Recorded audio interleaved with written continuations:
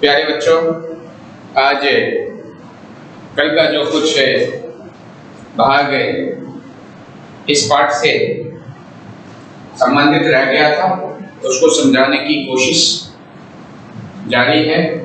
सभी शांतिपूर्वक जो हैं सुने, समझे और जहाँ कहीं भी प्रॉब्लम हो, समस्या हो, बेझिझक खड़े होकर के पूछ सकते हैं।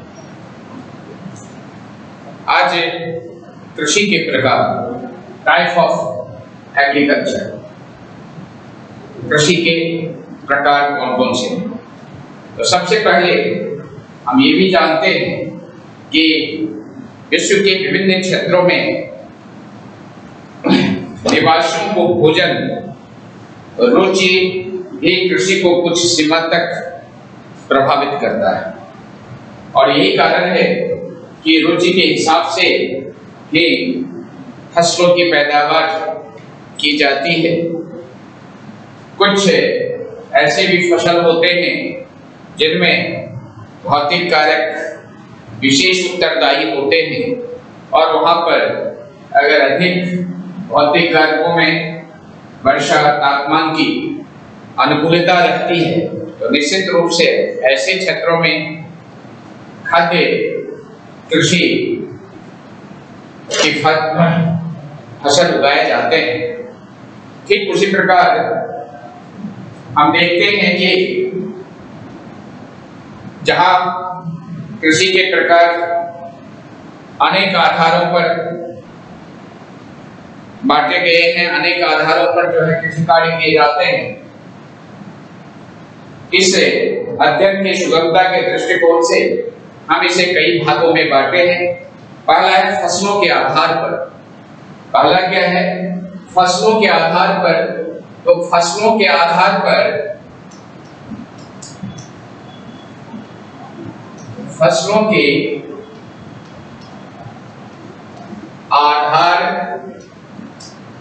कृषि का वर्गीकरण।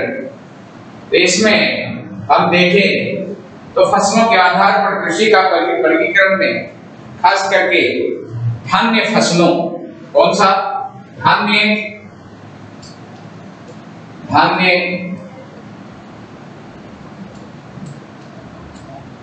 फसल। दूसरा है धान्य फसल। दूसरा क्या है? रेशेदार फसल। दूसरा क्या है? रेशेदार फसल।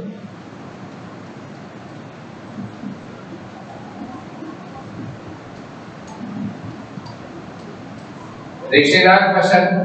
और तीसरा रेशेदार फसल के बाद पेड़ फसल है। इसके बाद देखा जाए तो तिलहन फसलें हैं।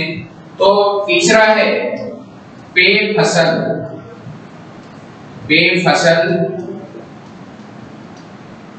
चौथा है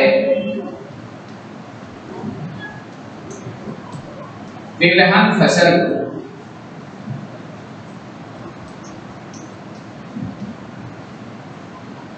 अब धान्य और भी हैं कि कई भाग हैं। तो धान्य फसल के अंतर्गत जो है क्या आते हैं? धान्य फसल, धान्य कृषि के अंतर्गत आते हैं चावल, गेहूं। क्या आते हैं? चावल,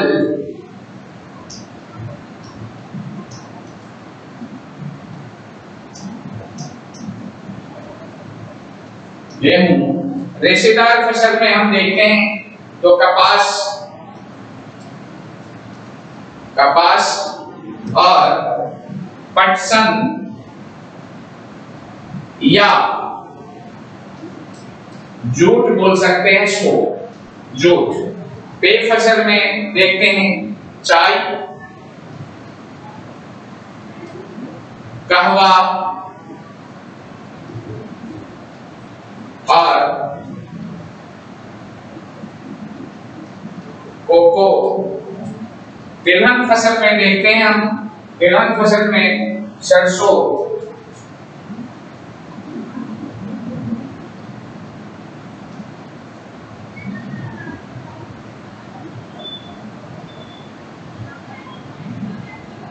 अरंडी,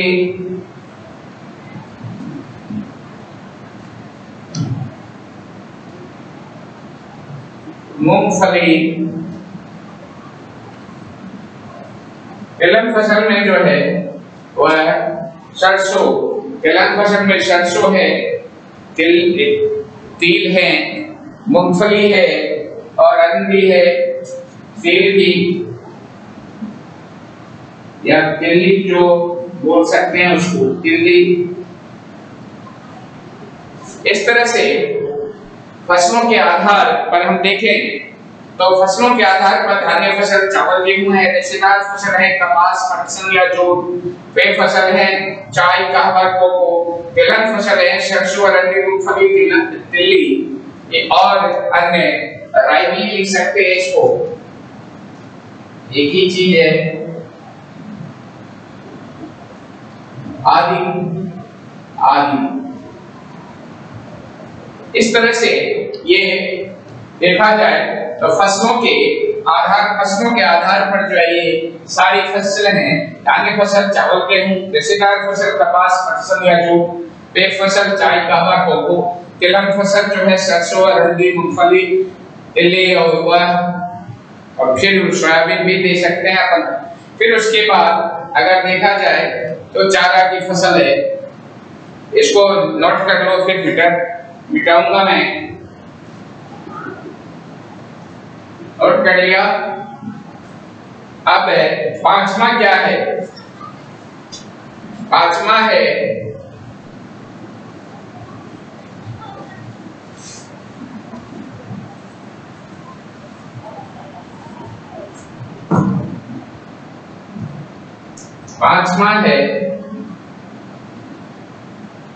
दलहन की फसल।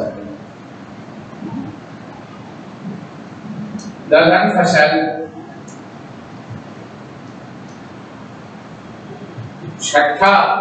दलहन फसल के बाद जो है देखते हैं तो खास करके चीनी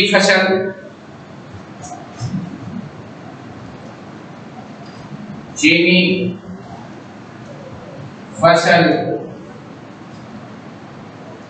सातवां है चीनी फसल के नींबू जो है वंश फसलें, नींबू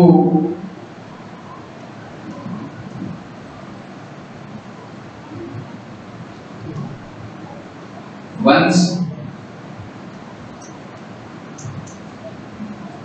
नींबू वंश फसलें के बाद जड़ी फसलें खास करके और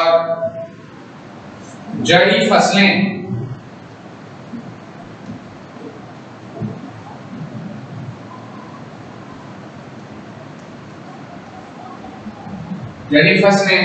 दलहन फसल, चीनी फसल, नींबू फसल, नींबू वंश फसलें, जड़ी फसलें और इसके बाद खास करके चारा फसलें।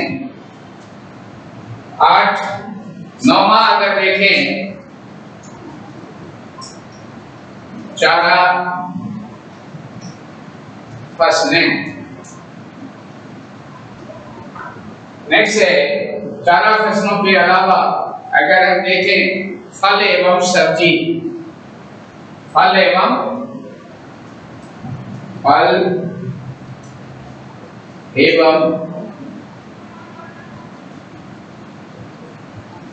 सब्जी। अब इसमें देखना क्या है, दलहन फसल के अंतर्गत क्या सब आते हैं? अरहर,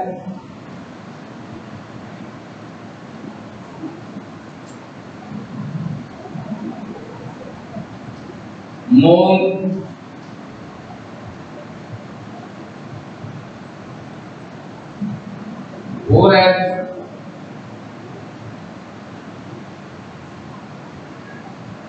उड़द के बाद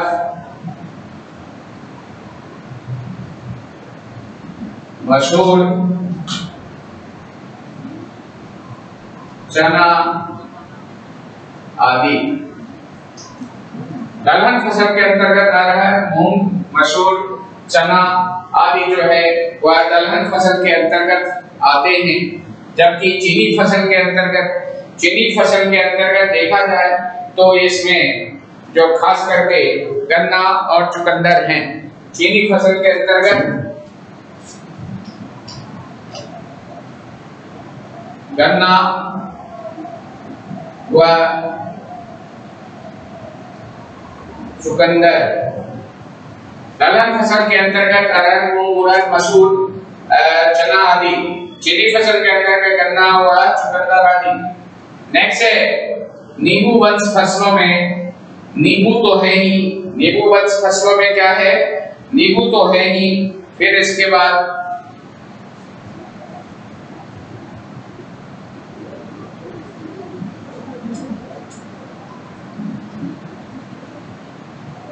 नींबू, नींबू वंश, फिर संतरा,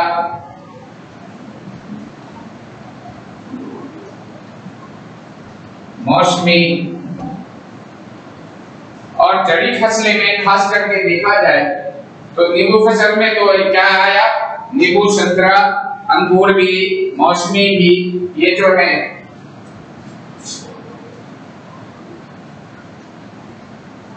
अंगूर आदि। फिर जड़ी फसल में खास करके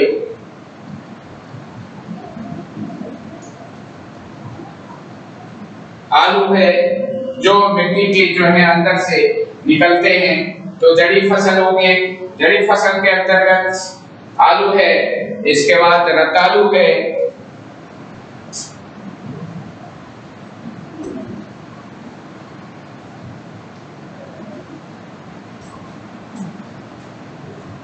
रतालू हो गया। नेक्स्ट आदि। चुकंदर भी जो है जड़ी फसल के अंतर्गत ही आते हैं। प्याज हो गया, ये सभी फसलें जो है जड़ी फसल के अंतर्गत आते हैं। अब है, इसको भी उतार लो, उतार लिया। अब बेटे ध्यान से देखना है आगे क्या है। फसलों के आधार पर जो है अपन कई प्रकार के फसल जो है बोए जाते हैं, कई प्रकार की फसलों का पैदावार किया जाता है, जिनमें 8 प्रकार के फसलों के बारे में पढ़ने। नौमा है, नौमा अगर हम देखें तो नौमा क्या है, इसमें फल एवं सब्जी, फल एवं सब्जी, फल एवं सब्जी। तो फल एवं सब्जी में कई जो है फसलें हैं। खास करके देखा जाए फल एवं सब्जी में तो कई फल आ जाते हैं और कई जो है सब्जियां आ जाती है।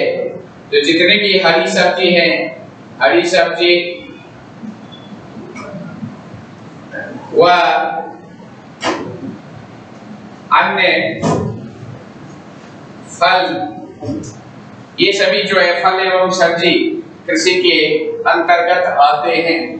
नेक्स्ट है इसके बाद 10वां अगर हम देखें तो खास करके जो कहते हैं अन्य फसलों में वह है 10वां है अन्य फसलें, जो खास करके इसकी भी कृषि कार्य की जाती है, उसको भी उगाया जाता है, बनाया जाता है। उसमें रबर की फसल और तंबाकू है। हालांकि तंबाकू फसल के भी अंतर्गत कई किताबों में है, लेकिन अन्य फसलों में जो है वह रबर और वह तंबाकू, ये अन्य फसल है। इस तरह से फसलों के आधार पर जो है वह 10 भागों में बांटा गया है और 10 प्रकार की जो है फसलों के आधार पर जो फसल बोए जाते हैं उसका पैदावार किसानों के द्वारा की जाती है और ये उपभोक्ताओं तक पहुंचाया जाता है। तो इस तरह से कृषि के प्रकार जो हैं वह कृषि के आधार पर, खास करके फसलों के आधार पर जो है इसे 10 भागों में बांटा गया है। अब हम श्रम शक्ति के आधार पर देखें तो श्रम शक्ति के आधार पर भी कृषि को दो भागों में बांटा गया है। अब किस आधार पर? श्रम शक्ति के आधार पर।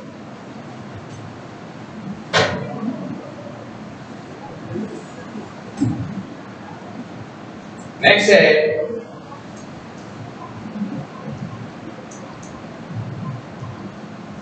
श्रम शक्ति के आधार पर कृषि। तो श्रम शक्ति के आधार पर अगर कृषि देखते हैं तो उसे कितने भागों में? 3 भागों में। 2 भाग ही है लेकिन 3 भागों में बांटा गया है। पहला क्या है कि केवल मानव श्रम द्वारा की जाने वाली कृषि, केवल मानव श्रम द्वारा की जाने वाली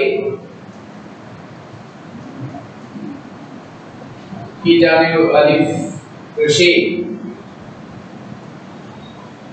और अगर दूसरा देखें तो दूसरा है अगर उसमें मानव एवं पशु दोनों श्रम द्वारा की जाने वाली कृषि, जैसे मानव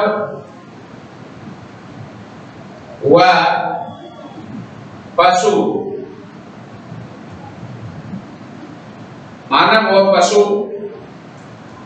श्रम द्वारा की जाने वाली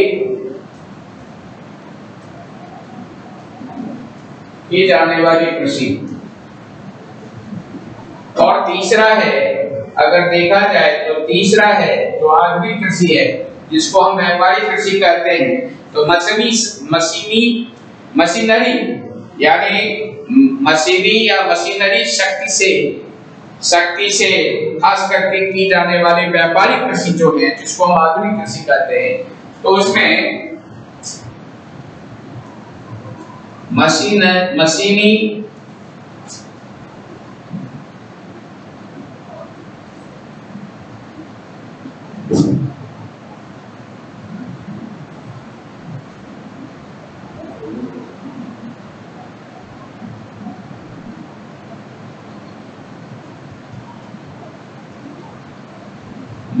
शक्ति से की जाने वाली कृषि।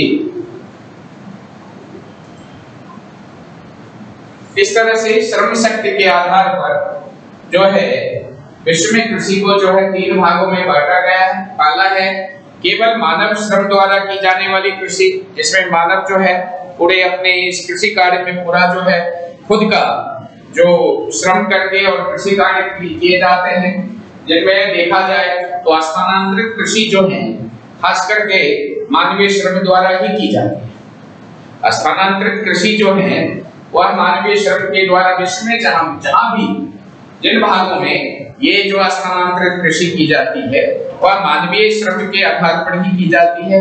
और ये जनजातियों के द्वारा की जाने वाली कृषि है जिसमें मनुष्य अपने जंगलों के समीप या जंगलों को साफ करके और फावड़े से, खुरपी से या और अन्य भागों से नुकीले पत्थरों से जो है मिट्टी को खोद देते हैं और उसमें बीज बो देते हैं और बीज छिड़क देते हैं। जो भी फसल पैदावार होता है उसी से वह अपना जीविकोपार्जन करता है। वैसे इस कृषि से उसका जीविकोपार्जन सही ढंग से नहीं हो पाता, फिर भी जो है वह बड़ी कष्टमय जो है जीवन यापन करता है, क्योंकि मानवीय श्रम से की जाने वाली कृषि जो है उसमें उत्पादन जो है बहुत कम होता है और जनरली जो है वह 2-3 साल ये कृषि की जाती है और फिर उसके बाद जब उसमें उर्वरा शक्ति कम हो जाती है तो निश्चित रूप से जो है वहाँ की जो मानवीय श्रम है, जो जनजाति है, वह दूसरे क्षेत्र की ओर वह कृषि कार्य के लिए पलायन होते हैं, दूसरे क्षेत्र को चयन करते हैं या पलायन होते हैं। क्योंकि यहाँ पर 2-3 साल के बाद उसमें कृषि मिट्टी में उर्वरा शक्ति कम हो जाती है। उसका एक ही कारण है कि आप क्षालन प्रक्रिया के द्वारा मिट्टी के जो ऊपरी परत में जो भी उर्वरा शक्ति है वह धीरे धीरे नष्ट हो जाती है। दूसरा जो कृषि है वह है मानव व पशु श्रम द्वारा की जाने वाली कृषि। खास करके मानव और पशु श्रम अभी भी यह कृषि जो है वह अस्थायी रूप में भी देखने को मिलते हैं। खास करके मैदानी भागों में जहाँ पर आधुनिक तकनीकी कृषि तकनीकी की सुविधा नहीं है, वहां पर मानव और पशु के सहयोग से खेतों को जोता जाता है, फसलों को बोया जाता है और फसलों की पैदावार से जो भी फसल होते हैं कृषि अपना जीवन यापन करते हैं।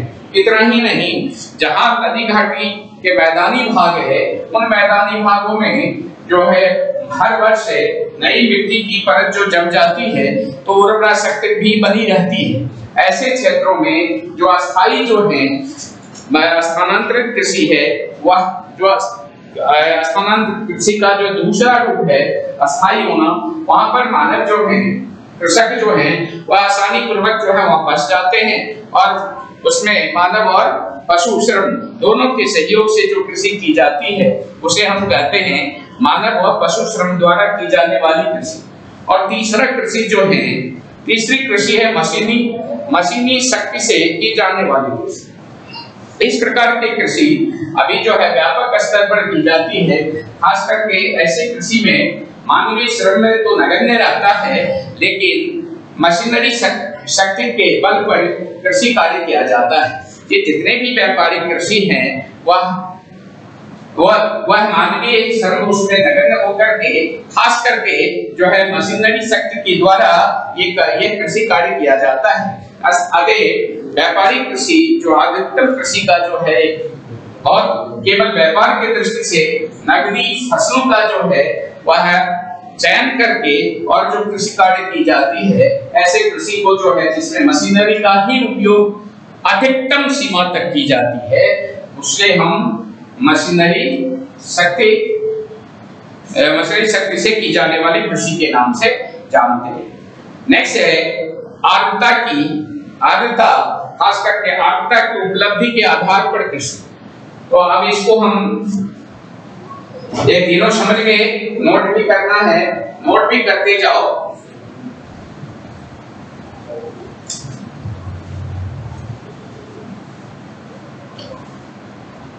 नेक्स्ट है तीसरा क्या है पॉइंट, आर्द्रता। आर्द्रता की उपलब्धि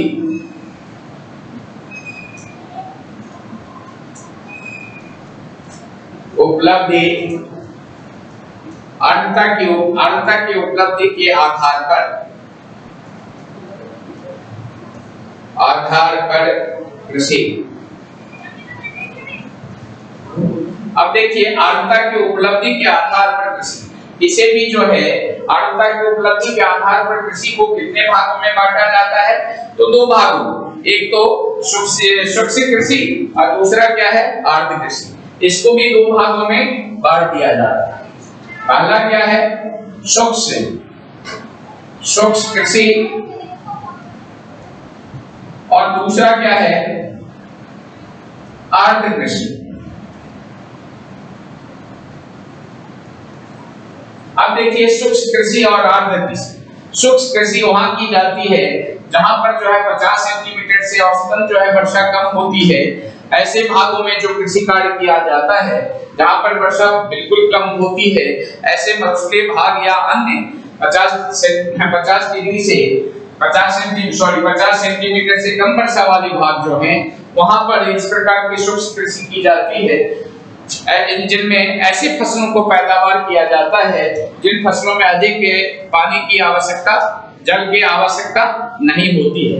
जैसे मरुस्थलीय भाग में ज्वार बाजरा की कृषि है, इन कृषि में खास करके ज्यादा अधिक पानी की आवश्यकता नहीं होती। दूसरा है आर्द्र कृषि। आर्द्र कृषि हम ऐसे कृषि को कहते हैं जहां पर वर्षा जो है वह 100 से ऊपर 150-200 सेंटीमीटर तक वर्षा होती है।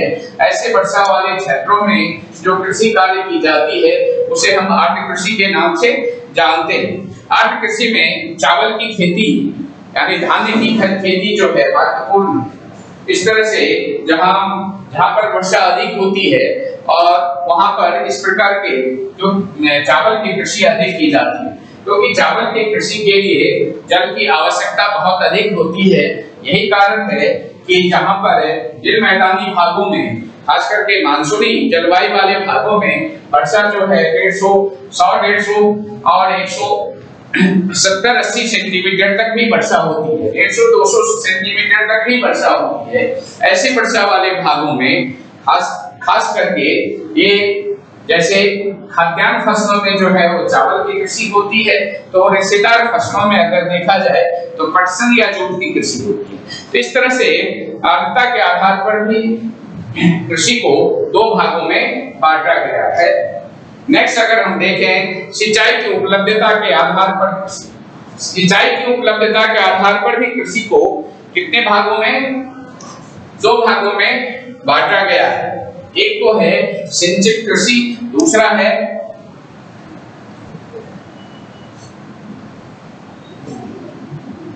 नेक्स्ट है चौथा सिंचाई के आधार पर की जाने वाली कृषि, की जाने वाली कृषि। अब देखिए सिंचाई के आधार पर की जाने वाली कृषि को कितने भागों में बांटा गया है, तो मुख्य रूप से इसे दो भागों में बांटा गया है सिंचाई के आधार पर। एक तो सिंचित कृषि और एक असिंचित कृषि। एक क्या है, पहला है एक सिंचित कृषि और दूसरा है असिंचित कृषि।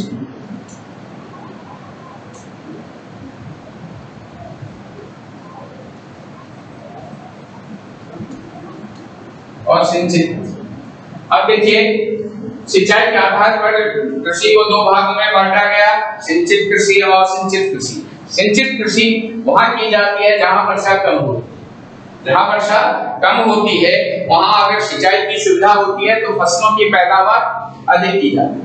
पहले क्या था, सिंचाई की सुविधा न होने के कारण सिंचित कृषि जो है खास करके बहुत कम किया जाता है, लेकिन आजकल उन्नत तकनीकी सुविधा और नदियों से जो है नहरें निकाल करके और दूर दराज तक जहां पर जो है वर्षा बहुत कम होती थी उन क्षेत्रों में ये सिंचाई के बल पर जो है कृषि कार्य किया जाने लगा। ऐसे कृषि को जो है हम सिंचित कृषि कहते हैं। उदाहरण के रूप में भाखड़ा नांगर परियोजना भारत का ही उदाहरण ले ले तो भाखड़ा नांगर परियोजना से जो सतलज नदी से जो नहरें निकाली गई है उन नहरों से राजस्थान के मलुस्के भाग भी हरा भरा हो गया है। तो ये हरा भरा होना वो किस कारण हुआ, सिंचाई के बल पर हुआ, क्योंकि वहां पर वर्षा अभी भी औसत रूप से जो है बहुत कम होती है, क्योंकि वह डिजर्ट एरिया है, मलुस्के भाग है और मलुस्के भाग में वर्षा जो है बहुत कम, 50 सेंटीमीटर से कम, कभी-कभी तो 10 से 15 सेंटीमीटर 25 सेंटीमीटर तक ही वर्षा होती है। तो ऐसे स्थिति में वहां पर फसलों की पैदावार नहीं हो सकता था और पहले होती भी नहीं थी, लेकिन जो कुछ भी फसल हुआ करता था वो मोटे अनाज वाली फसल ज्वार या बाजरे को वर्षा अगर अच्छी होती थी तो उसे बो दिया जाता था, उसे छिड़क दिया जाता था और वो सामान्य रूप से जो है उसका प्रति हेक्टेयर उत्पादन जो है बहुत कम होता था। तो इस तरह से वहां की स्थिति बहुत खराब थी, लेकिन नहरी सुविधा होने के कारण सिंचाई के बल पर आज जो है यहाँ हरा भरा तो है ही, साथ ही फसलों की पैदावार में भी जो है बहुत अधिक वृद्धि हुई है। तो यही कारण है कि मनुष्य अपनी बौद्धिक क्षमता के बल पर आधुनिक जो है कृषि के अंतर्गत जहां सिंचित क्षेत्र पहले नहीं था वहां पर सिंचाई की जो है सुविधा को प्राप्त कर, सिंचाई की सुविधा मुहैया कर और वहां पर जो कृषि की जाती है उसे हम सिंचित कृषि के नाम से जानते हैं। असिंचित कृषि वो कृषि होती है जहां पर सिंचाई की जरूरत नहीं होती है। सामान्यतः ऐसे क्षेत्र जहां पर वर्षा जो है पर्याप्त मात्रा में होती है, निश्चित रूप से वहां पर सिंचाई की आवश्यकता नहीं होती, और होती भी है तो वहां जो नदी तालाब या झील है उससे जो है वह कार्य किया जाता है। इन बहुत से ऐसे फसल हैं जो जहां पर वर्षा अधिक होने से वह खास करके चावल की कृषि वही हो सकती है जहां पर क्या कहते हैं वर्षा अधिक मात्रा में होती हो। वैसे कुछ जगह ऐसे भी हैं आजकल जो सिंचित चावल की कृषि जहां पर वर्षा कम होती है वहां पर भी सिंचाई की सुविधा अगर ज्यादा है तो निश्चित रूप से जो है वहां पर फसलों की पैदावार करके चावल की कृषि भी की जाती है, जो असिंचित कृषि का उदाहरण है, फसल है। नेक्स्ट है स्थिति के आधार पर कृषि। स्थिति के आधार पर कृषि को हम पुनः दो भागों में बांट सकते हैं। स्थिति के आधार पर कृषि को कितने भागों में? दो भागों में। नेक्स्ट है स्थिति के आधार पर। स्थिति के आधार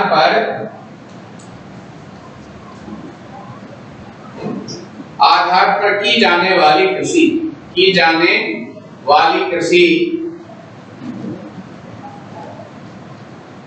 देखिए स्थिति के आधार पर भी जो है कृषि जो है दो भागों में है। पहला जो है खास करके मैदानी कृषि और पहाड़ी कृषि। स्थिति के आधार पहला क्या है? मैदानी कृषि, और दूसरा क्या है देखा जाए तो पहाड़ी कृषि। पहाड़ी कृषि देखिए स्थिति के आधार पर धरातलीय उच्चावच के आधार पर भी जो है कृषि कार्य की जाती है, जिसको हम स्थिति सिचुएशन के आधार पर यानी उस टोपोग्राफी के जो है सिचुएशन के आधार पर कृषि कार्य की जाती है।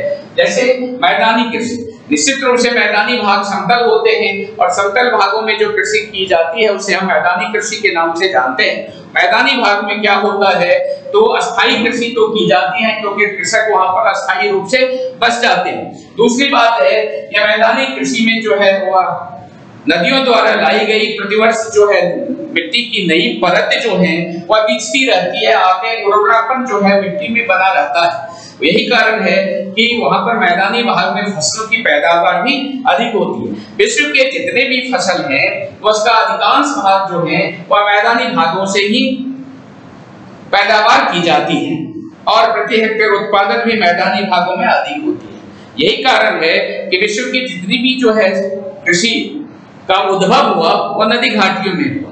जैसे उदाहरण के रूप में जैसे सिंधु घाटी सभ्यता के अंतर्गत सिंधु नदी के किनारे जो है फसलों की पैदावार अधिक हुई, जो भारतीय सभ्यता के नाम से जाना जाता है। उसी प्रकार से वांगो नदी और वांगो यांगती सिक्यांग जो चीनी सभ्यता के नाम से इन नदियों की घाटियों में जो कृषि कार्य किया मैदानी भाग में ही है। मैदानी भागों में जो है सबसे पहले सभ्यता का भी विकास हुआ और कृषि कार्य भी सुचारू रूप से अस्थायी रूप से जो है किए जाने लगा। उसी प्रकार से मिस्र की जो है नील नदी घाटी सभ्यता जो है वहां पर भी नील नदी के किनारे मैदानी भागों में कृषि कार्य किया जाता है। तो कुल मिलाकर के हम देखते हैं कि मैदानी भागों में कृषि कार्य जो है वह अधिक होता है और यही सबसे अधिक फसलों का पैदावार करने वाले क्षेत्र भी है। दूसरा है पहाड़ी कृषि।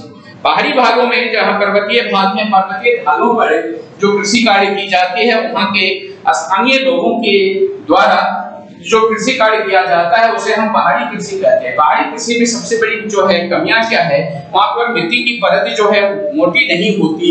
ऐसे स्थिति में जो है दूसरी बात है अपक्षारण की प्रक्रिया जो है वहां पर अधिक होती है। जो भी मिट्टी के ऊपरी परत में उर्वरा शक्ति रहती है, एक तो मिट्टी की परत मोटी नहीं होती, दूसरी बात जो भी उपलब्ध है वह भी जो है वह अपक्षारण की क्रिया फलस्वरूप जो ऊपरी परत जो है बह करके नीचे आ जाता है जो उर्वरायुक्त मिट्टी है।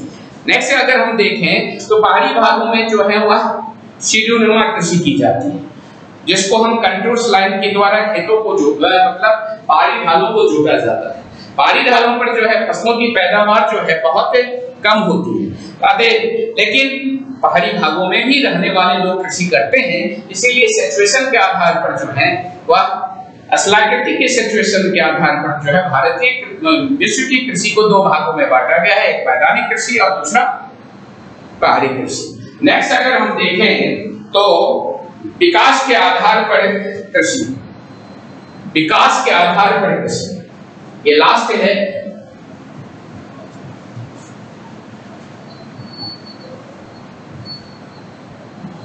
नेक्स्ट है विकास के आधार पर कृषि। विकास के आधार पर कृषि। विकास के आधार पर कृषि को भी जो है पुनः कितने भागों में बांटा गया? तो विकास के आधार पर कृषि को जो है 3 भागों में बांटा गया। पहला क्या है? आदिम कृषि या स्थानांतरित कृषि। पहला क्या है इसका? आदिम कृषि या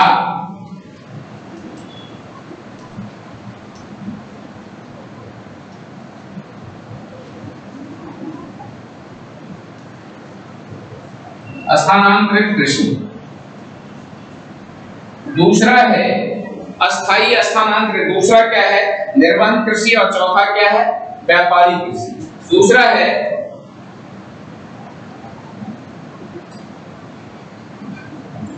निर्वहन कृषि और तीसरा है व्यापारी कृषि। देखिए, विकास के आधार पर एक कृषि को जो है 3 भागों में बांटा गया है। पहला है स्थानांतरित कृषि या आदिम कृषि। ऐसे कृषि का उद्भव ये सबसे जो है वह खास करके पारंपरिक कृषि है। जब मानव का उद्भव हुआ और कृषि कार्य करना शुरू किया, जंगलों के समीप जो है जंगलों को साफ करके उसको जला करके और फिर उसके किनारे जो अपने खास करके जो खुरपी फावड़े या अन्य पत्थर के औजार से जो मिट्टी को खोद देता था और बीजों को बो देता था, छिटक देता था। इस तरह की कृषि जो है वह आदिम कृषि के नाम से जाना जाता है, क्योंकि यह सबसे प्राचीन कृषि है। आज भी जो है विश्व में ये कृषि आज भी प्रचलित है।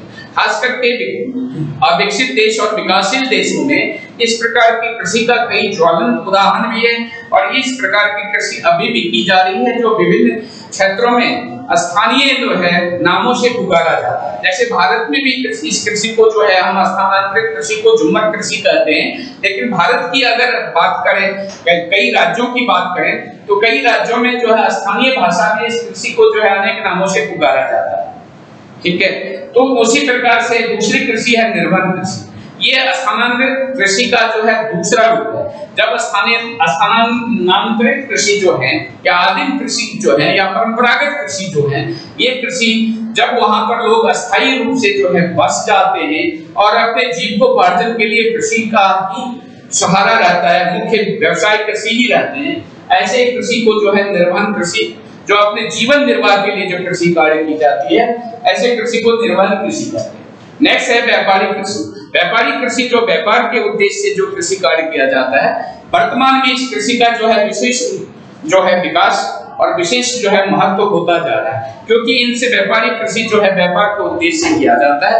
व्यापारी कृषि में बहुत से ऐसे भी फसल हैं जिनसे जो नगद पैसे तो प्राप्त होते ही, साथ ही जो है उद्योगों के लिए कच्चे माल के रूप में भी उसको यूज किया जाता है। ये कच्चा माल भी है। इस तरह से जो है ये व्यापारी कृषि, ये आधुनिक विकास के आधार पर इस कृषि को 3 भागों में बांटा गया है। आगे हम इसके और भी डिटेल रूप में जो है वह समझने की कोशिश करेंगे। अभी ये पाठ लंबा है और फिर समझाने की जो है कोशिश करेंगे, और जो भी समस्याएं होगी इससे संबंधित वो आप नोट कर लें और जरूर जो है नेक्स्ट क्लास में पूछें, जिससे हमें ये पता चले जो आपको कहां तक समझ में। ठीक है बच्चों, धन्यवाद।